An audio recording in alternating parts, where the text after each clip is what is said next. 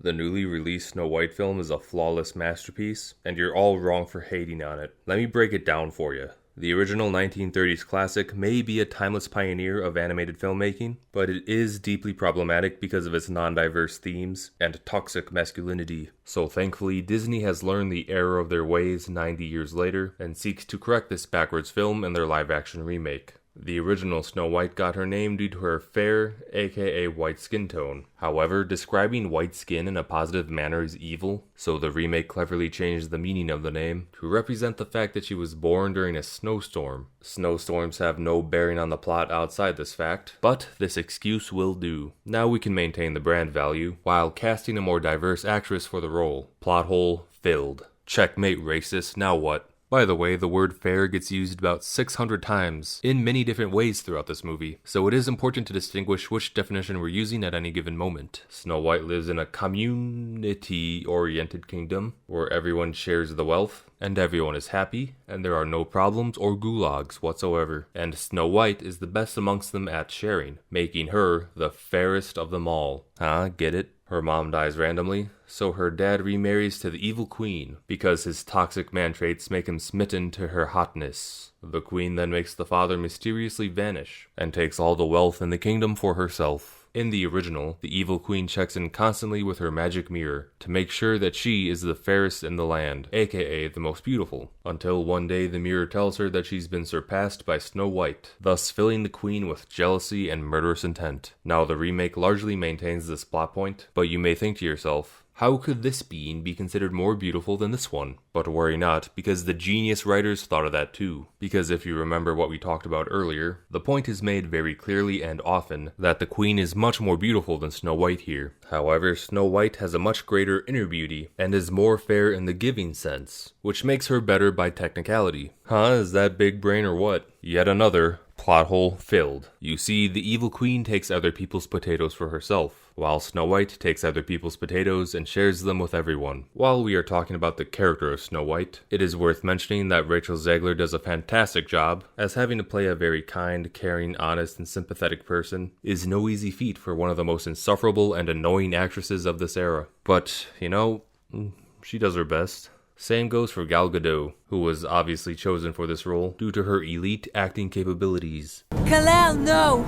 Along for the ride, of course, are the 7 Dwarves. And between them and the wildlife in this film, the CGI looks like absolute dog shit. But that is fine because this is just a fictional movie, so who cares? Don't think about it too hard. And it gives you greater appreciation for the natural beauty of the real world. So whatever, dude. The roles of these dwarves have been reduced from the original, which is nice because it gives our female lead more of a chance to shine. In this story, they only really exist for Snow White to teach them things, like how to clean, whistle, and be a better person. Because even though these are mythical beings who are apparently older than the trees themselves, and now have magical mining powers, Snow White knows best. And it's a much greater improvement on the originals, because if you clean for a man, that is sexist and he learns nothing. But if you teach a man to clean, he'll be much better off. Yes, these are creatures that are busy digging in the mines every day, but they could always do more. Oh, would you shut the f*** up, woman?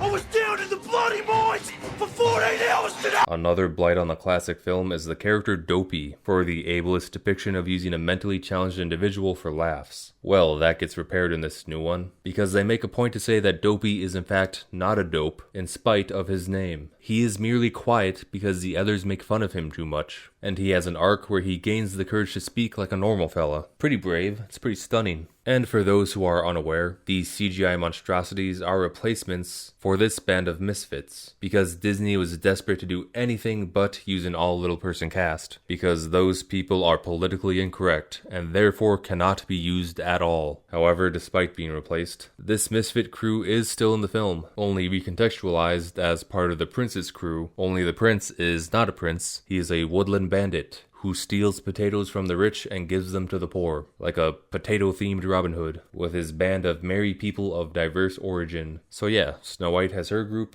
and the prince who is not a princess is. And they all get together for a dance party, which brings me now to the music of the film. Because, like the first, this movie is a musical, and they do break into song very often and for long periods of time. This is great because it gives the audience a chance to take power naps or bathroom breaks. The classic songs get reused, but with a modern spin, where lyrics and beats are added or altered to suit the more appropriate modern messaging. Because even though the originals are timeless, iconic, and will outlive us all in terms of relevance, modern writers know better, so they fixed them. They also added a plethora of new songs that I'm sure will be equally iconic. Yes, they're poorly written, and yes, they sound terrible, and yes, they go on way too long, and yes, they waste a lot of screen time, and yes, they're embarrassing, cringy messes, but they're modern, so that makes it okay. Now, despite being as perfect and stunning as this movie is, it does have its fair share of flaws, most of which revolve around the prince who is not a prince. For starters, him leading this diverse crew gives white savior energy, and that's problematic. No thanks. Yucky. But what's worse is they have the gall to make the not prince save Snow White not once, but multiple times. It is horrifically sexist and backwards. Snow White should have been portrayed as someone who is too strong and independent for saving. It happens again when the queen transforms into the evil witch, which is also problematic in itself, because Snow White is initially distrusting of her when she first shows up, which makes Snow White come off as ageist and somewhat ableist herself, and that's no good. However, she still does eat the poison apple and dies nonetheless, so I guess it's alright. But then the not prince has to bring her back with the true love's kiss, just like in the original, and it's like, what the heck is going on here, guys? I thought we were trying to improve upon this heteronormative toxicity and usher in a more progressive era. Why even remake it if it's going to have this same old nonsense? They even promised it wouldn't be that way. So unfortunately, these flaws will bring the film's score down from an 11 out of 10 to a 10 out of 10, but it's still perfect, so you know. Anyhow, the film reaches its conclusion when Snow White decides that it's time that she step up to save her kingdom and lead in her parents' stead. So she shows back up to the kingdom alone. Neither the prince nor the dwarves nor the misfits are involved in this conclusion. So the queen orders the guards to kill Snow White, but she talks them out of it by reminding them that she is a woman of the people, and she inspires the working class to rise up against their ruling class oppressor. They don't actually really do anything, but their refusal to kill Snow White is enough to send the queen into a blinding rage that causes her to smash the magic mirror, and so the magic mirror itself eats her.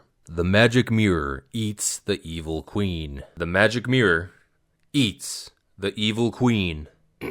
Cinema. And that's the film's clever way of resolving itself, without Snow White relying on men to do the work for her, nor forcing her to contradict her peaceful and kind characterization. So there you have it. Snow White is a perfect movie. And you know, the best thing about this movie is that maybe, just maybe, the absolute box office disaster of this horrifically awful film will finally make Disney realize that they should stop doing this crap and they should change the way they make movies. Or maybe they'll just keep doing the same shit. We'll see. But you know, at least you can say that this film is more memorable than the Huntsman movies, so there's that, I guess. Anyway, happy April.